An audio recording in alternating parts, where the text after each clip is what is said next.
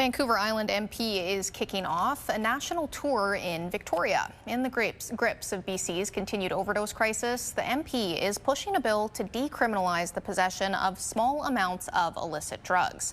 As Scott Cunningham shows us, those feeling the weight of the death toll say bills like this are years overdue. Presently in the midst of a cross-country tour to promote my In BC's capital, NDP MPs tout the importance of their decriminalization bill. While outside, those facing the brunt of a 6-year-long overdose crisis say they've largely been forgotten. There's the saying, they talk, we die. People are dying as we continue to talk.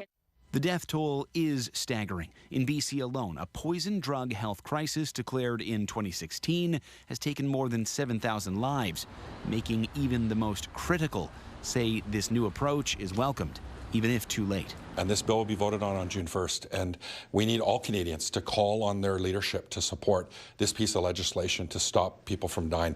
NDP Bill C-216 takes on the crisis on 3 fronts.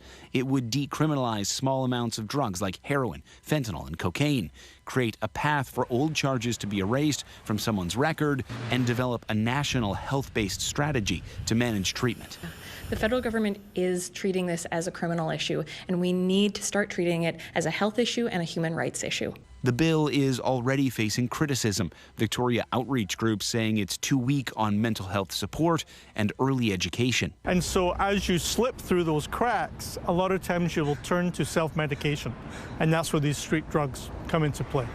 While others say it lacks a real timeline for change. The cynical part of me does feel like, it's too little too late, and incrementalism is really not getting us anywhere.